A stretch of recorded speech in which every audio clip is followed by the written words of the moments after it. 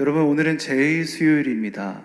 제2수요일의 제는 타고 남은 가루를 의미하죠. 근데 이 가루를 성경적으로 보면은 흙을 상징합니다. 9세기에서 10세기 이후의 교회 사람들은 이 제를 모아다가 이마에 발랐습니다. 십자가를 그리면서 말이죠. 그러면서 창세기 3장 19절의 말씀을 암송하고 기억했는데요. 그게 무엇이었냐? 너는 흙이니 흙으로 돌아갈 것이니라 라는 말씀이었습니다. 즉 여러분, 이것이 무엇을 뜻하겠습니까? 내가 죽을 수밖에 없는 죄인임을 기억하는 것이었습니다. 오늘 우리가 눈앞에 죄는 없지만요, 오른손에 죄가 있다라고 생각을 해보시면서 가슴에 한번 십자가를 그어보았으면 좋겠습니다. 이렇게 한번 그어보겠는데요. 나는 흙이니 흙으로 돌아갑니다. 이렇게 한번 그어보겠습니다. 나는 흙이니 흙으로 돌아갑니다. 그렇습니다. 이 사순절 기간은 죽을 수밖에 없는 죄인 된 나의 존재를 기억하고 또한 유일한 구원자 되신 주님을 묵상하는 주간입니다. 이 기간 동안 여러분들이 예수님의 구원하심을 깊이 묵상하고 예수님으로 가득 채워나가실 수 있는 뜻깊은 기간이 되시기를 소망합니다. 오늘은 요한복음 9장 18절에서 25절까지의 말씀을 함께 읽어보았습니다. 오늘 말씀의 제목은 누가 맹인인가? 누가 맹인인가? 라는 제하의 말씀입니다. 이 제하의 말씀을 통해서 주님께서 우리에게 은혜 주시기를 원합니다. 여러분, 우리가 오늘 읽어보았던 실로암 못의 치유 이야기는 예수님께서 행하셨던 치유 이적 중에도 아주 유명한 이적 중 하나입니다. 우리가 주로 이 말씀을 접할 때 어떤 식으로 들어왔는지를 한번 기억을 해보시죠.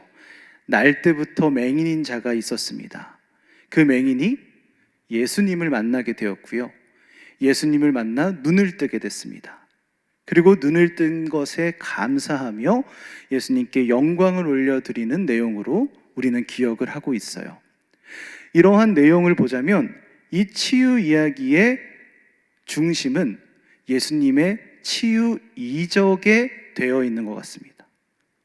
그것에 초점을 맞추고 있는 것처럼 보여요.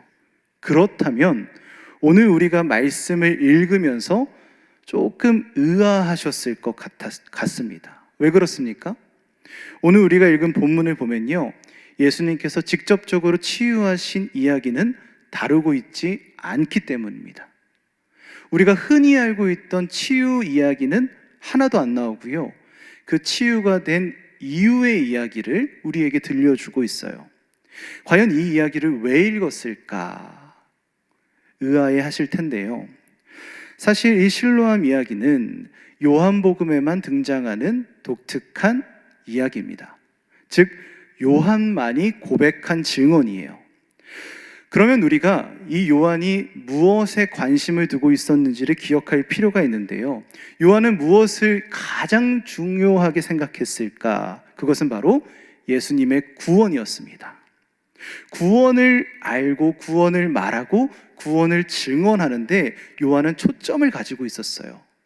그러니까 이 실로암 못의 치유의 이야기도 예수님의 어떤 능력과 치유 이야기 자체를 알리고자 하는데 목적이 있지 않고요, 예수님의 구원이 어떤 것인지, 그 구원의 가치가 어떤 것인지, 그 구원을 우리에게 알려주기 위한 용도로 이 이야기를 증언하고 있습니다.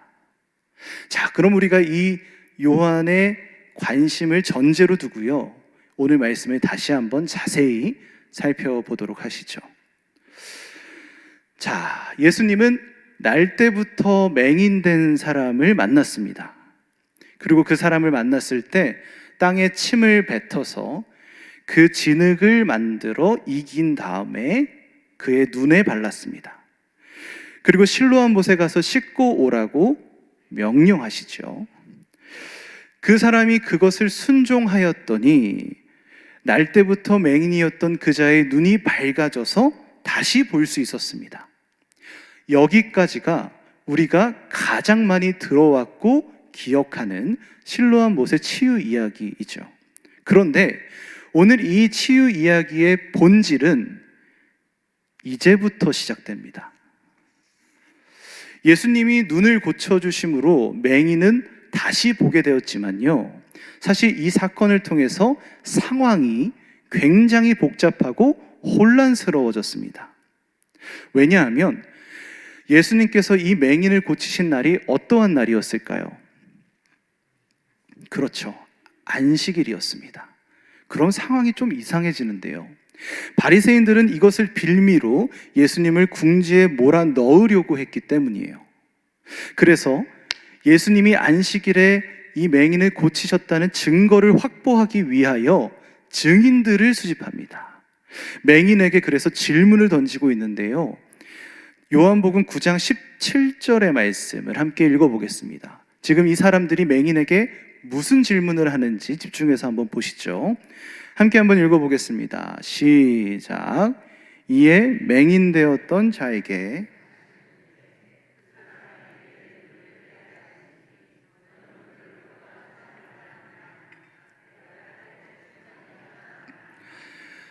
자, 바리새인들과 사람들이 맹인에게 질문했습니다. 어떤 질문이었습니까?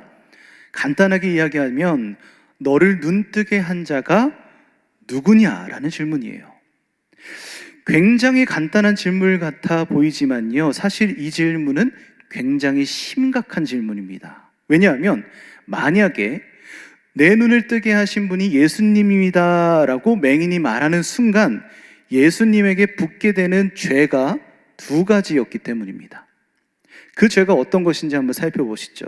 첫 번째는요, 안식일에 해당하는 죄입니다. 그 죄는 안식일을 거룩하게 지켜야 하는데, 안식일을 거룩하게 지킨다는 것은 어떤 겁니까? 안식일은 거룩하기에 우리가 경건하게 아무것도 하지 않아야 하는 날로 유대인들은 지켜왔어요.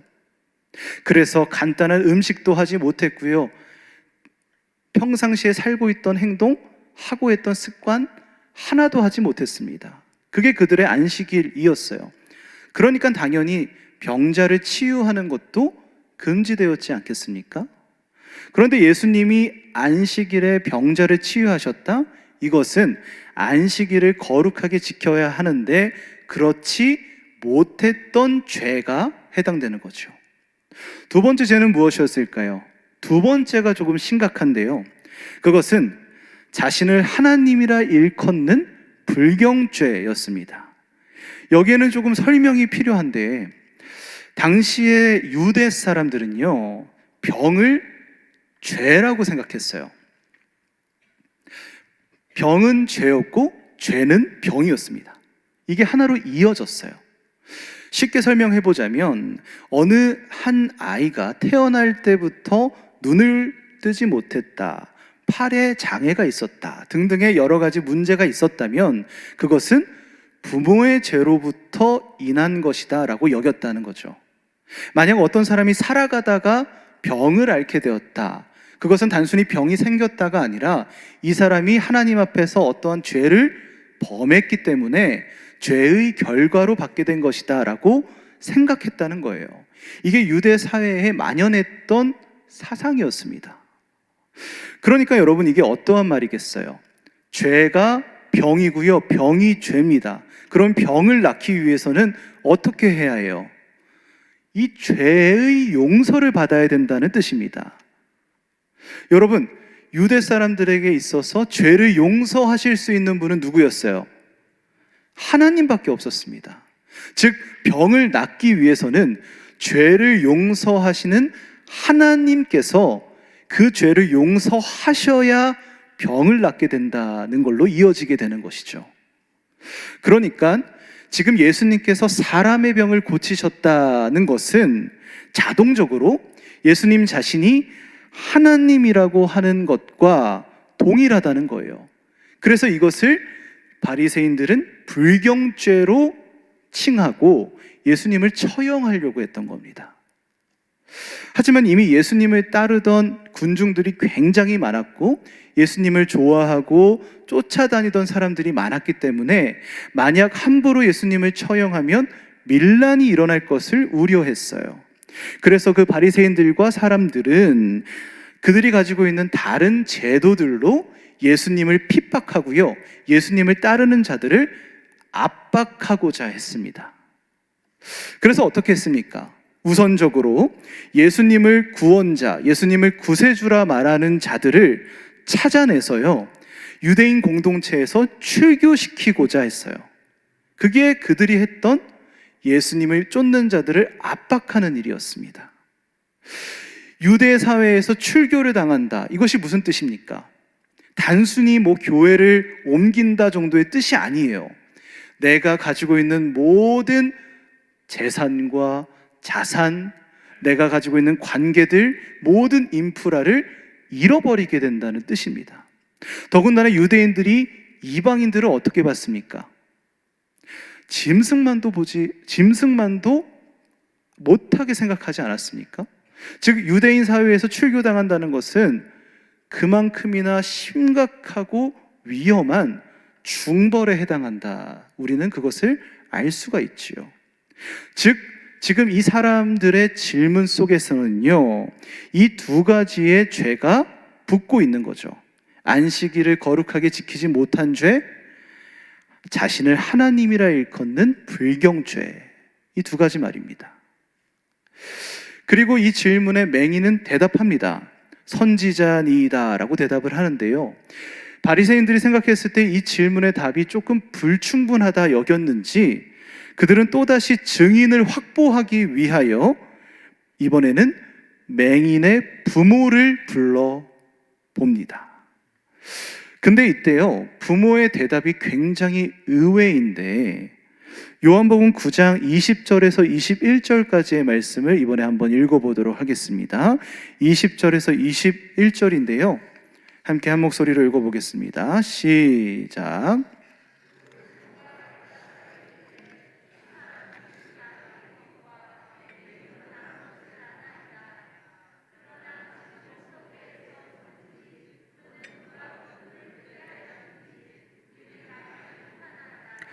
그에게 물어보소서. 그가 장성하였으니 자기 일을 말하리이다. 이게 지금 부모의 대답인데요, 여러분 이 부모의 대답이 어떻습니까? 정리해보면 그렇습니다. 아들이 다 컸으니까 아들에게 직접 물어보세요 라고 했습니다. 사실 여러분, 지금 이 부모의 대답이 오늘 실로암 치유 이야기의 핵심이라고 볼 수 있습니다. 부모의 대답이 참 이상하지 않습니까? 예수님께서 아들의 눈을 뜨게 하신 것을 부모가 몰랐을까요? 아니요, 분명히 알았을 겁니다. 누구보다도 가장 먼저 알았을 거고요, 누구보다도 가장 확실하게 알았을 거고요, 누구보다 가장 가까이에서 그 기적을 바라봤을 겁니다. 그 사실을 분명히 알고 있을 텐데요, 이들은 그것을 모른다고 합니다. 그 진실을 감추고 아들에게 대답을 밀어버립니다. 여러분, 이 부모가 대체 왜 이러한 대답을 하는 걸까요? 왜 이러한 행동을 하고 있는 것일까요? 직관적으로 생각을 해보면 아마도 부모의 두려움 때문인 것 같습니다. 그 두려움 때문에 아들에게 모든 책임을 전가시키는 것처럼 보이죠.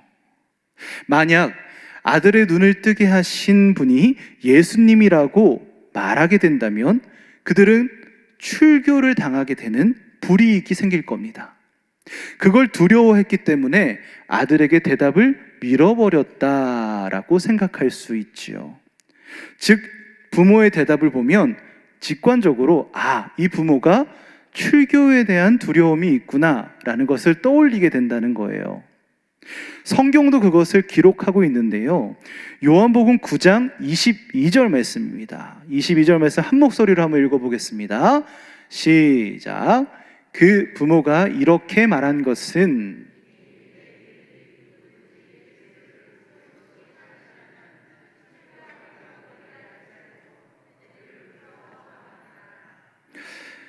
성경에서도 이렇게 기록을 하고 있죠. 근데 여러분, 좀 이상합니다. 부모가 이렇게 하는 것이 해석이 되지 않습니다. 자신들이 출교를 당하는 것은 두려운데 그렇다고 내 아들이 출교를 당하는 것은 괜찮다? 이것은 상식적으로 부모들이 할 만한 행동과 선택이 아닙니다. 즉, 우리는 이 부모의 대답이 단순히 출교에 대한 두려움 때문에 했던 대답이 아니라는 것을 짐작해 볼 수가 있어요. 그렇다면 부모들이 왜 이러한 말을 했는지 그것을 분명히 이해하기 위해서는 우리가 그 부모님들의 마음을 한번 헤아려 봐야 합니다. 여러분, 사실 부모님들 중에 자녀를 사랑하지 않는 자는 어디에도 없을 겁니다. 그렇지 않습니까? 내 아들을 사랑하지 않아요, 내 딸을 사랑하지 않아요 라고 말할 수 있는 분은 아마 지구상에 없을 겁니다. 모든 부모는 자식을 가장 사랑하고 가장 소중히 여기며 가장 가치 있는 존재로 바라봅니다. 그게 부모의 마음이죠. 그런데 그 부모가 아이를 낳았는데 그 아이가 날 때부터 보지 못한다라고 생각을 해보십시오. 그 부모의 마음이 어떻겠습니까? 찢어지게 아프지 않겠습니까? 아이에 대한 미안함이 가득 차지 않겠습니까? 아마도 이 아이에게 눈을 뜨지 못하는 아픔을 줬다는 죄책감으로 그 부모의 마음은 가득 찼을 겁니다. 그게 부모의 마음이죠. 그렇다면 이러한 부모가 가지고 있는 바람과 소원은 무엇이겠습니까? 설명하지 않아도 명확하지 않습니까? 이 아이가 눈을 뜨는 겁니다. 그 부모의 소원은, 그 부모의 바람은 이 아이가 날 때부터 보지 못했는데 이 아이가 그냥 그저 앞을 보게만 되는 것, 그것이 아마 부모의 유일한 소원이었을 거예요. 어떤 부모를 데려와도 아마 똑같은 마음일 거고요, 똑같은 생각일 겁니다. 똑같이 대답할 거예요. 그런데요, 이제 그 아들이 예수님을 만났고 그 아들의 눈이 떠졌습니다. 부모가 평생 간절하게 드리던 기도의 제목이 이제 이루어진 거예요. 여러분, 그 순간을 한번 상상을 해보십시오. 내가 그 부모였다면 어떠한 심정이었을지 그 순간을 한번 상상해 보세요. 어떻습니까? 모르긴 몰라도요, 그 부모들이 경험했던 모든 시간들 중에 가장 행복한 시간이었을 겁니다. 그렇지 않습니까? 그 부모가 살아오면서 그 긴 세월 동안 응어리져 있던 한이 한순간에 다 풀려버리는 감격스러운 순간이 바로 지금 이 순간이었을 거예요. 나의 아들이, 나의 사랑하는 자녀가 눈이 떠졌다라는 그 순간 말입니다. 그렇기 때문에 이 부모는 그 순간 당연하게 생각했을 거예요. 이 남편과 이 아내와 이 아들이 온전하게 살아가는 그 행복을 당연하게 꿈꾸기 시작했을 겁니다. 그렇다면요, 지금 이 부모가 왜 이 질문 앞에 이렇게 대답하는지 그 심정을 이해할 수 있습니다. 그들은 출교가 두려운 게 아니라 이 행복이 깨지는 것이 두려운 겁니다. 이제 눈을 뜨게 된 아들과 함께 살아갈 행복이 깨지게 되는 게 두려운 거예요. 자신들이 말 한마디 잘못하면 이제 유대 사회에서 쫓겨나서 짐승만도 못한 삶을 살아가게 되는데 어떻게 그 질문에 대답할 수 있겠습니까? 차마 그 부모는 그렇게 대답할 수가 없는 거예요. 행복을 깰 수가 없는 겁니다. 부모가 무서워한 것은요, 제사장도 아니고요, 바리새인들도 아니고요, 그들이 출교당하는 그 자체도 아니었습니다. 지금 내가 맛보기 시작한 우리 가정의 행복이 깨지는 것, 그것을 두려워하고 있는 거예요. 그래서 그들은 아들에게 대답을 미룬 겁니다. 저 사람들은 우리 아들이 정상적이지 않다라고 여기니까 우리 아들이 어떠한 대답을 하든 출교까지는 하지 않을 거라 희망을 걸었던 겁니다. 거기에 도박을 건 거예요. 행복을 잃지 않기 위하여 부모는 지금 최선의 방법을 스스로 생각하고 선택합니다. 그런데 여러분, 이와 정반대의 모습을 보여주는 인물이 등장합니다. 누구입니까? 그 부모의 아들이었던 바로 맹인이었습니다. 그 아들의 마음은요, 그 부모의 마음과 달랐습니다. 그저 그는 자신이 눈뜬 것이 좋았습니다. 그 눈뜬 것이 행복이었어요. 유대 사회에서 출교를 당하는 것, 마을 밖으로 추방을 당하는 것, 내가 유대인으로서 누릴 수 있는 모든 권리와 삶을 잃어버리는 것, 그런 거 계산하지 않았습니다. 그런 거 상관하지 않았어요. 그런 거 생각하지 않았습니다. 그저 그에게는 눈을 뜬 것 자체가 행복이었고, 그 눈을 뜬 것 자체가 구원이었습니다. 그래서 그는 이렇게 대답을 하죠. 함께 말씀을 읽어보겠습니다. 요한복음 9장 24절에서 25절까지입니다. 함께 한번 읽어보시죠. 시작.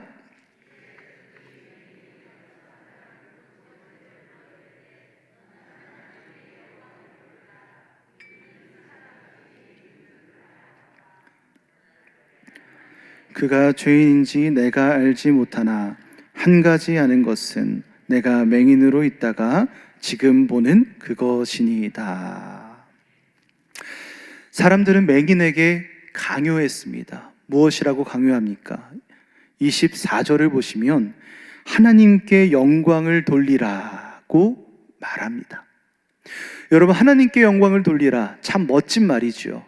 그런데 그 실상을 보면 그렇지가 않습니다. 아까도 말씀드렸지만 그들의 병은 그들의 죄로 인한 것이다 라고 여겼습니다.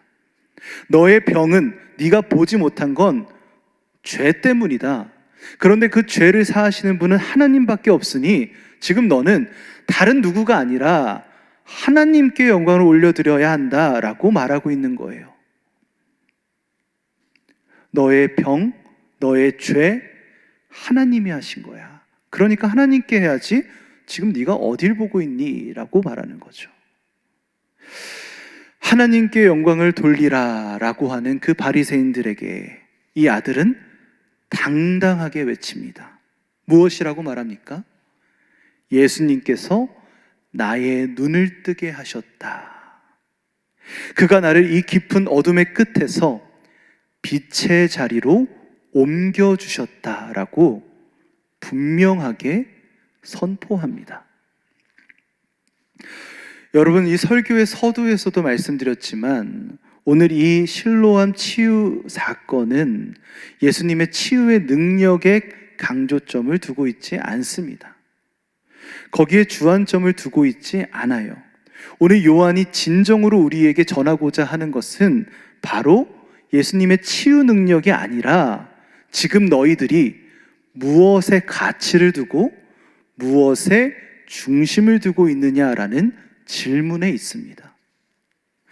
오늘 요한은 우리에게 신앙생활을 하며 우리가 잊지 말아야 할 아주 핵심적인 중심 질문을 던집니다. 그것이 무엇입니까? 너희는 예수님의 구원을 따를 것이냐, 아니면 세상의 가치를 따를 것이냐 라는 질문이에요.